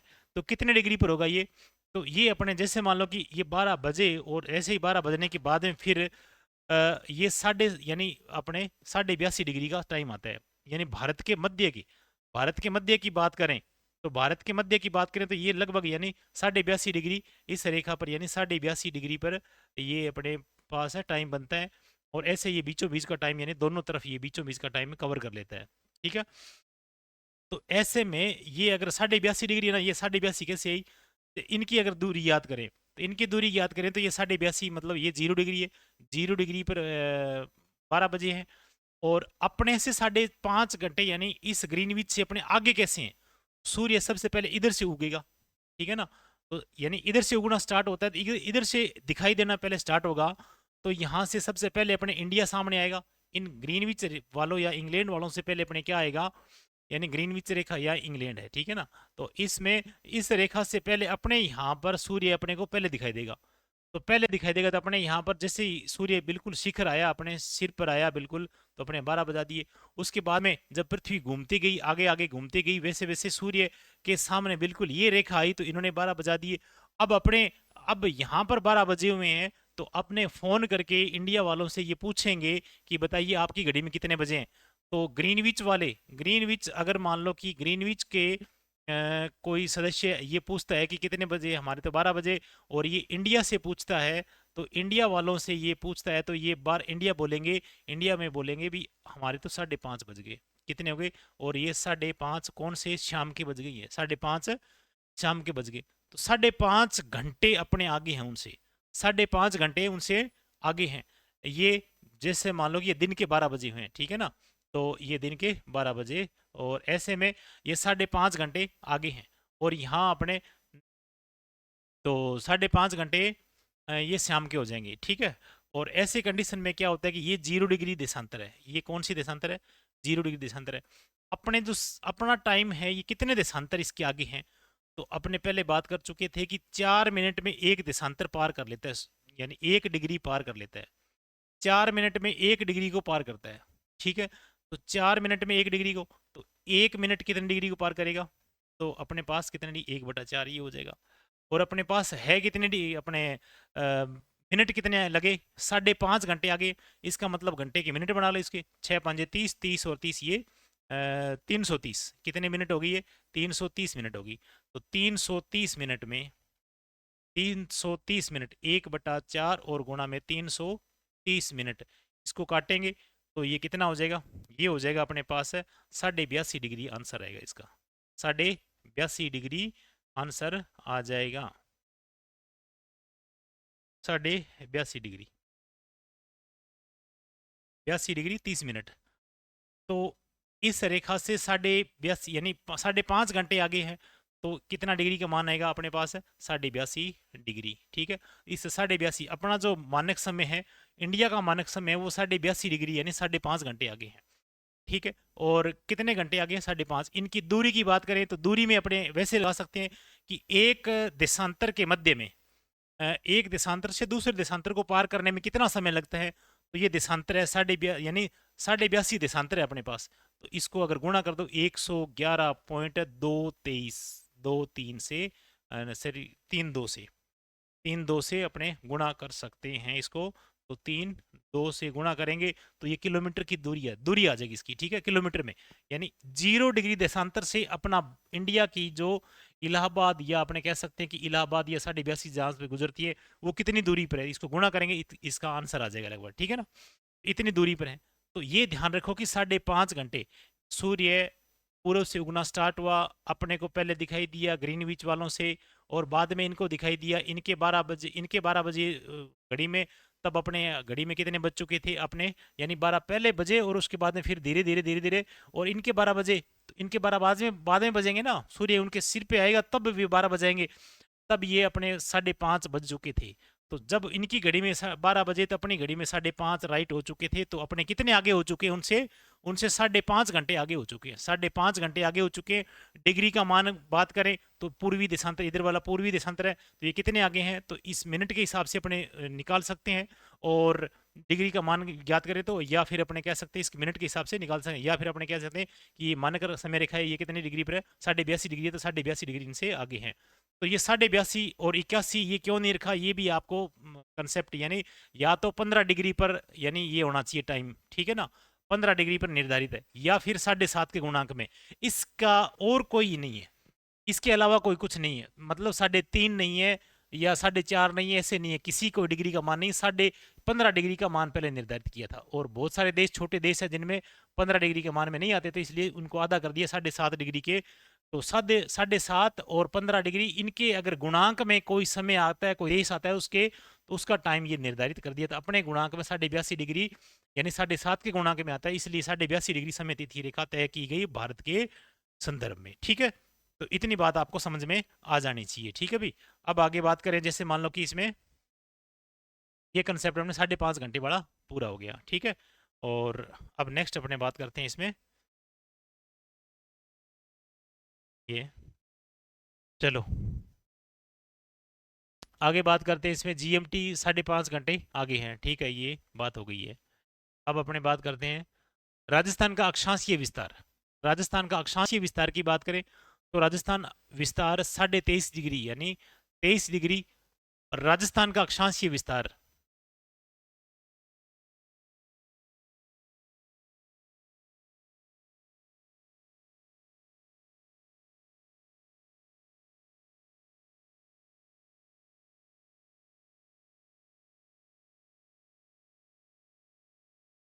राजस्थान का अक्षांशीय विस्तार की बात करें तो ये आता है, राजस्थान यहाँ से स्टार्ट होता है, ठीक है, और यहाँ है कर्क रेखा। कर्क रेखा 23.5 डिग्री पर है। कर्क रेखा 23.5 डिग्री पर है, समझ में आई बात है। तो राजस्थान तो पहले स्टार्ट हो गया ना, तो राजस्थान कहाँ से स्टार्ट होता है? 23 डिग्री, 23 डिग्री और 03 मिनट से, 03 मिनट से 23 डिग्री 03 मिनट से स्टार्ट होता है राजस्थान, ठीक है। उत्तरी अक्षांश से लेकर के ये कितने डिग्री तक है? ये है 30 डिग्री 12, 30 डिग्री 12 मिनट उत्तरी, 30 डिग्री 12 मिनट है उत्तरी, ठीक है। इतना याद रखो। उत्तरी बिंदु जो है कोणागाम श्री गंगानगर में है। कहाँ पर है? कोणागाम है। कौन सा गांव है? कोणागाम। दक्षिणी बिंदु है वो बोरकुंडा गांव है, ठीक बात है, ये बांसवाड़ा में पड़ता है। कुशलगढ़ में, कुशलगढ़, अगर ये तो है कुशलगढ़, तो अपने बात की थी किसकी? कर्क रेखा की बात की थी। ये बोरकुंडा बिल्कुल लास्ट वाला गांव जो है ना, ये दक्षिणी गांव है, ये वाला गांव, ये वाला गांव है, ये है बोरकुंडा गांव है। और यहाँ गंगानगर का पड़ता है कोना गांव या कोन्ना गांव या कोन्नी गांव, ऐसे बोलते हैं इसको, ठीक है। दक्षिण से दक्षिण यानी उत्तर से दक्षिण की दूरी की बात करें तो ये आती है 826, यानी कितने? उत्तर से दक्षिण 826, ठीक है। और ये कुल इसका अक्षांशीय विस्तार कितना है?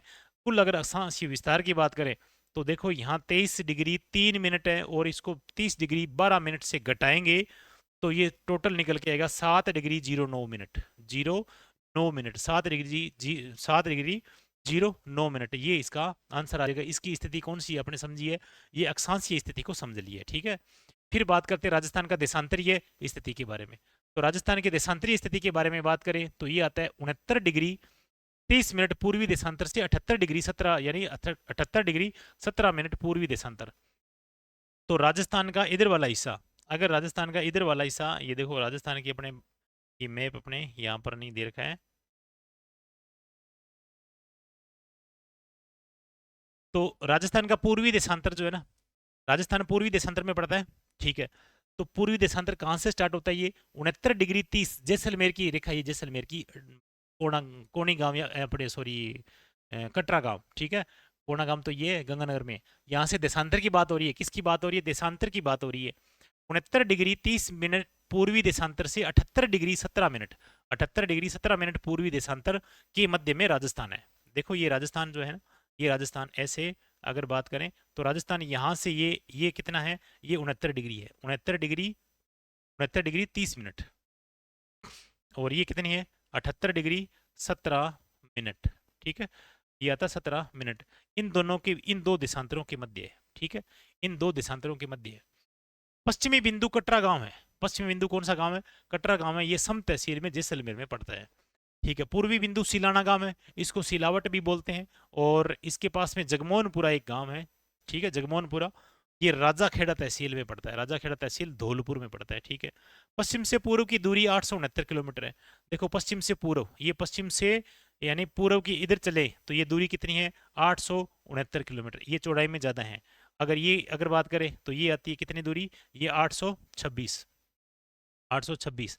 इनमें दोनों में अंतर की बात करें तो अंतर कितना आ जाएगा? 869 में से 826 माइनस कर दो, 869 और 826 माइनस करेंगे तो ये आ जाएगा कितना? 43 किलोमीटर। कितना आ जाएगा? 43 किलोमीटर। अंतर कितना है? 43 किलोमीटर है ये अंतर इसका, ठीक है।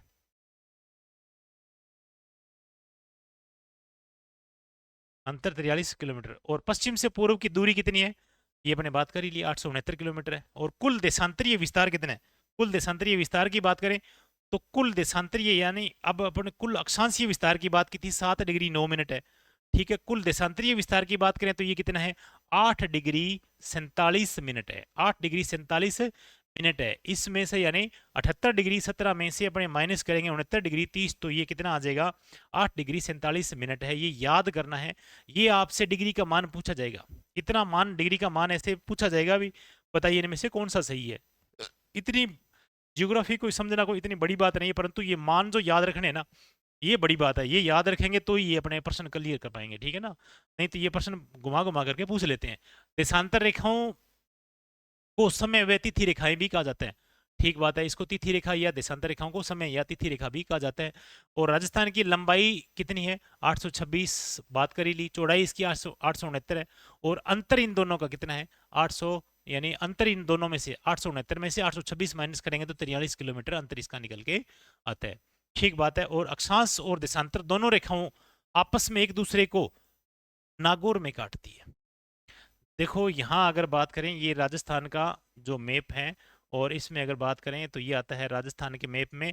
राजस्थान के मैप में यहाँ अक्षांश, ठीक है, और देशांतर,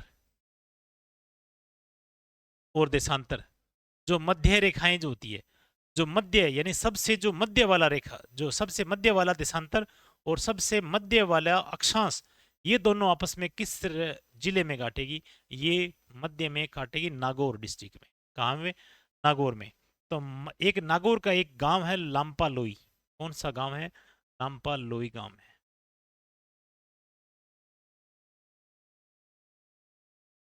लांपा लोई गांव है ये, इस दोनों रेखाओं के ऊपर स्थित है।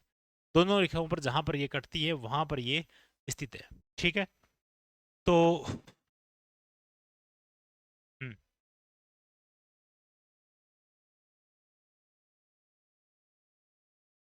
चलो इस पर आगे आ जाएंगे। फिर राजस्थान में कर्क रेखा की स्थिति। कर्क रेखा अपने बात करी ली 23.5 डिग्री उत्तरी देशांतर है, उत्तरी अक्षांश सॉरी। और राजस्थान में कर्क रेखा की लंबाई कितनी है 26 किलोमीटर है, ठीक है, अपने बात कर चुके हैं। और ये 25 किलोमीटर कहाँ पर पड़ती है, देखो आगे बात करते हैं। 25 किलोमीटर तो ये पड़ती है किसमें, बांसवाड़ा में। और 1 किलोमीटर पड़ती है ये चीखली गांव, डूंगरपुर, ठीक है।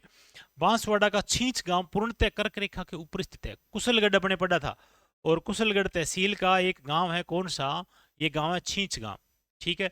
ये छींच गांव है जो पूर्णतः कर्क रेखा के ऊपर स्थित है। और डूंगरपुर का चीखली गांव जो है वो जो पूर्णतः इस कर्क रेखा के ऊपर स्थित है। ध्यान रखो, दोनों ही गांव, दोनों गांवों के बारे में पूछा जा सकता है। और सीधा भी पूछ सकते हैं छींच गांव कौन से डिस्ट्रिक्ट में है, या चीखली गांव का संबंध कौन से डिस्ट्रिक्ट से है। तो आपको याद होना चाहिए चीखली डूंगरपुर में और छींच बांसवाड़ा में। कर्क रेखा बांसवाड़ा जिले के लगभग मध्य से होकर गुजरती है, ठीक है। लगभग क्या होती है, मध्य से होकर के गुजरती है। तो इतनी बात आप याद रखोगे। फिर कर्क रेखा के निकटतम शहर की बात करें तो कुशलगढ़ है, ये तहसील अपने बात कर ही ली। निकटतम शहर की बात यानी बांसवाड़ा की तहसील कौन सी, कुशलगढ़। फिर निकटतम जिला मुख्यालय की बात करें तो जिला मुख्यालय तो आपको पता ही है कि ये बांसवाड़ा से ही गुजरती है, तो जिला मुख्यालय कौन सा हो जाएगा, नजदीक में बांसवाड़ा ही हो जाएगा। राजस्थान का एकमात्र जिला जिसका अधिकांश भाग, राजस्थान का एकमात्र जिला है, याद रखना भी, एकमात्र जिला जिसका अधिकांश भाग क्या है, उष्ण कटिबंधीय क्षेत्र में पड़ता है, उष्ण कटिबंध में। देखो ये पृथ्वी का पूरा भाग ये है, ये कर्क रेखा और ये मकर रेखा, इसके बीच में जो भी स्थान पड़ता है, ये सारा का सारा कौन सा कटिबंध है, ये उष्ण कटिबंध है। कौन सा है, तो कुछ उष्ण कटिबंध है। यहाँ राजस्थान का थोड़ा सा हिस्सा राजस्थान का यहाँ पर पड़ता है। तो जिला यानी एकमात्र डिस्ट्रिक्ट कौन सा आता है, बांसवाड़ा आता है। तो इस बांसवाड़ा का जो एकमात्र यानी बांसवाड़ा जिला है, इसका अधिकांश भाग कौन से कटिबंध में आता है, उष्ण कटिबंध में आता है। और राजस्थान का कोई भी जिला जो है ना वो उष्ण कटिबंध में नहीं आता है, शीतोष्ण कटिबंध में आता है। कौन से में आता है, शीतोष्ण कटिबंध में आता है। तो ऊपर वाले जिले सारे जितने भी हैं वो सारे राजस्थान के कौन से कटिबंध में है, शीतोष्ण कटिबंध में। और एकमात्र जिला कौन सा है, ये आता है बांसवाड़ा, जो किसका आता है, किस में आता है, ये सिर्फ शीतोष्ण अपने उष्ण कटिबंध में। आगे चलते हैं। ये देखो राजस्थान का मैप, और इस राजस्थान के मैप में अपने बात, ये कोणा गांव, ठीक है। और ये कोणा गांव, और ये है इसमें दक्षिण में कौन सा गांव है बताइए।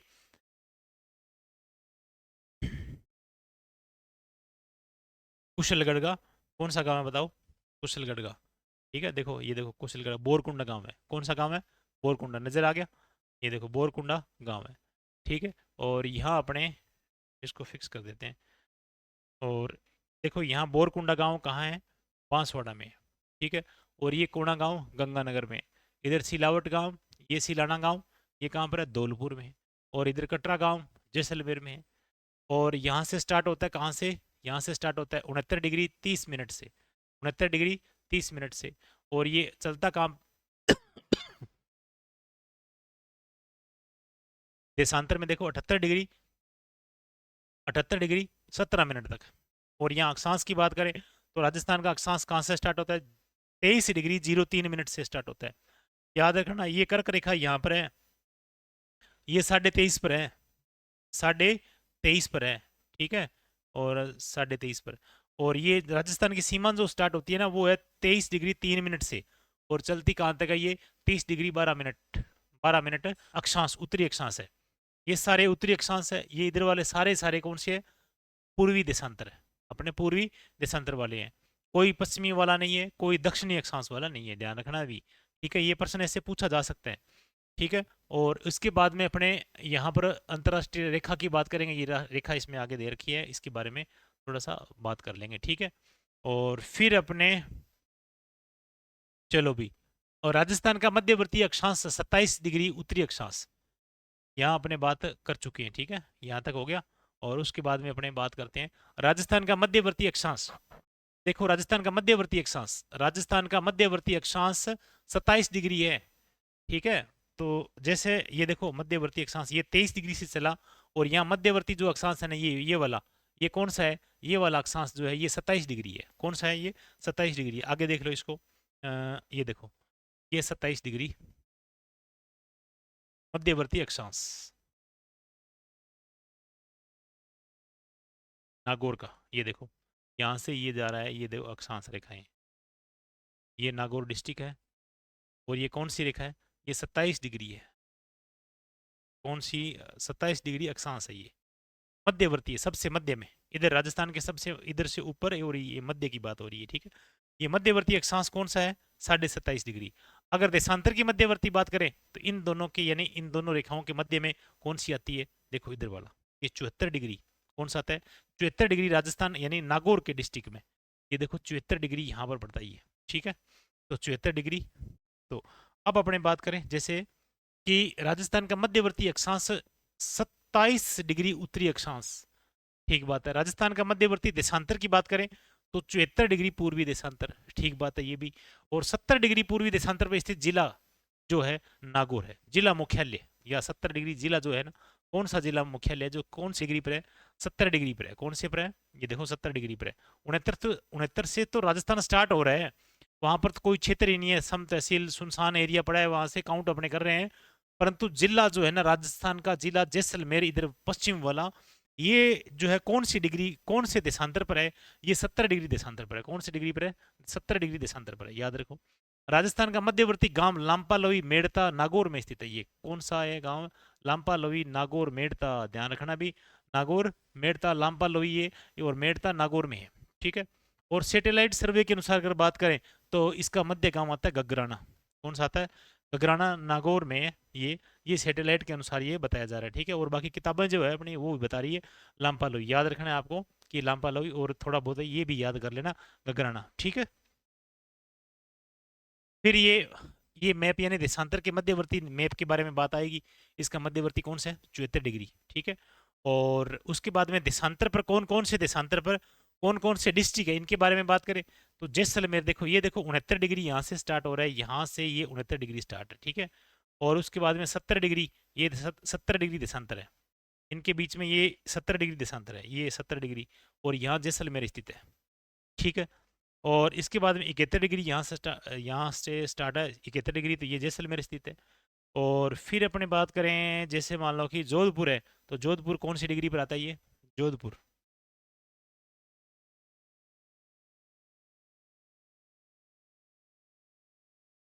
जोधपुर है। देखो यहाँ से जोधपुर की बात करें, ये जोधपुर है, ये जोधपुर, यहाँ फलोदी आता है, फलोदी की बात करें तो ये आता है 72 डिग्री पर, फलोदी यहाँ पर है, ये देखो फलोदी यहाँ, ये सीमा टच कर रहा है, ठीक है। तो ये आता है फलोदी यहाँ पर 72 डिग्री पर।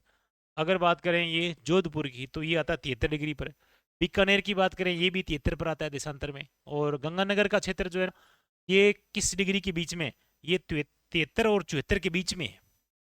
ये वाले 74 रेखा है, ये वाले 74 है, और ये वाले 73 है। इन दोनों के बीच में गंगानगर का और अधिकांश क्षेत्र जो गंगानगर का क्षेत्र आता है। ठीक है, हनुमानगढ़ की बात करें तो 74 के बीच में आता है, और नागौर भी इस 74 के सामने बिल्कुल बीचों बीच है। यहाँ पर भी ये वाली रेखा है, दोनों आपस में काट रही है, तो नागौर के मध्य में काट रही है। और ये 27 डिग्री भूमध्य रेखा, सॉरी भूमध्य नहीं, 27 डिग्री अक्षांश रेखा, ये दोनों आपस में यहाँ पर काट रही है। और यहाँ पर गांव जो है, कौन सा गांव है, ये लांपा लोई गांव है। कौन सा गांव है, ये लांपा लोई गांव है। और याद रखना, और ऐसे में ये सारे देशांतर आपको याद होने चाहिए। देशांतर याद होगा। जयपुर की बात करें तो जयपुर बताइए कौन से देशांतर के मध्य में है, या जयपुर स्थित है कौन से देशांतर में, 76 डिग्री जो पूर्वी देशांतर है ना, उस पर स्थित है ये। 76 डिग्री पूर्वी देशांतर, ये जयपुर वाला डिस्ट्रिक्ट, ठीक है ना, जयपुर राजधानी, तो यहाँ ये स्थित है। अगर बात करें अपने बांसवाड़ा, तो ये देखो लास्ट में बांसवाड़ा है, ये कौन सी 2 डिग्रियों के मध्य में है, ये 74 और 75 के मध्य में, 74 75 के मध्य में अपने हनुमानगढ़ है, तो इनके बिल्कुल सामने भीलवाड़ा भी इनके मध्य में है। तो ऐसे ये सामने बिल्कुल इन देशांतर, यानी इन, ये गंगानगर है, बीकानेर है, और ये पाली है, इनके देशांतर सेम ही है। ऐसे नहीं कि इनके अलग अलग है, ये सेम ही है देशांतर। और अक्षांश इनके चेंज हो सकते हैं, बांसवाड़ा का अलग है, इधर उदयपुर का अलग है, ये भीलवाड़ा का। ऐसे ऊपर बढ़ते जाएंगे, इनके सामने जो जिले आते जाएंगे उनके अक्षांश सेम हो जाएंगे। तो ऐसी कंडीशन आप याद रखोगे, ठीक है। और फिर अपने को अक्षांश के माध्यम से ये पूछा जा सकता है कि थोड़ा सा प्रश्न हार्ड करके, भाई बताइए कौन सी भीलवाड़ा कौन से अक्षांश पर है, या कौन से अक्षांश के मध्य में। तो आपको बताना पड़ेगा कौन से में, 25 और 26 के मध्य में, 25 और 26 के मध्य में। और ऐसे पूछा जा सकता है कि बताइए कि नागौर जो है सबसे मध्य गांव है, और ये कौन से अक्षांश में पड़ता है। तो आप बताइए अक्षांश के मध्य में 27 तो इसके बीचों बीच गुजरता है, ठीक है ना। तो 27 के आर बार अपने कह सकते हैं 28 और 26 के बीच में, या अपने कह सकते हैं कि बिल्कुल ये सामने इसके ऊपर है, किसमें, यानी 27 डिग्री अक्षांश पर ये, ठीक है। आगे बात करें तो ये आता है राजस्थान की आकृति के बारे में। फिर अपने बात करते हैं राजस्थान की आकृति के बारे में। राजस्थान की आकृति वाला जो ये पोर्शन है, ये अपने नेक्स्ट क्लास में पूरा करेंगे। और इससे अपने क्या करेंगे, इसकी जो नेक्स्ट क्लास है वो राजस्थान की जो आकृति वाली है, या फिर क्षेत्रफल है, या फिर कौन से देशों से कितना बड़ा है, छोटा है, या इसकी सीमाएं कितनी हैं, और जो पड़ोसी जो स्टेट हैं उनके साथ में कितनी सीमाएं लगती है, और पाकिस्तान के साथ में कितनी सीमाएं लगती है, और ये विद मैप के साथ में अपने पूरी क्लास कर देंगे अगली क्लास में। तो आज के लिए अपने इतना ही करने वाले हैं, और बाकी जो अपने नेक्स्ट क्लास में पूरा करेंगे, ठीक है। तो आपकी क्लास जो आपने देखी है वो आपने, इस क्लास को आपने यानी शेयर भी करना है अपने दोस्तों के साथ में, मित्रों के साथ में, भाइयों और रिश्तेदारों के साथ में, ये पूरी क्लास को भेजना है जहाँ भी इनको इस ग्रेड में, या जो भी भूगोल जहाँ पर भी आने वाला है, ये भूगोल स्पेशली ऐसे नहीं है कि हाँ फोर्थ ग्रेड के लिए ही बना है, ये सब के लिए, सारे एग्जाम्स को ये अपने कवर करने वाला है। तो ऐसे ये स्पेशल आपके लिए लगाई जा रही है वैसे तो, परंतु ये आपके सिलेबस के अनुसार अपने लगाई जा रही है। परंतु फिर भी जब भी ये अगर मान लो क्लियर करते हैं तो कोई टॉपिक भूगोल का, तो सामान्य स्थिति है या स्थिति विस्तार है या सामान्य परिचय है, तो जो भी टॉपिक है वो सारे के सारे सभी एग्जाम में काम में आते हैं, ठीक है। तो अपने दोस्तों को सेंड कीजिए। और बाकी अपने चैनल को बहुत बहुत आप अच्छे तरीके से योगदान दे रहे हो, इसके लिए बहुत बहुत धन्यवाद है आप सभी को। और इसी के साथ अपने नेक्स्ट क्लास में मिलते हैं, और बाकी क्लासें जो है आप वो भी देखते रहिए बराबर, ठीक है। तो बहुत बहुत धन्यवाद। जय हिंद, जय भारत।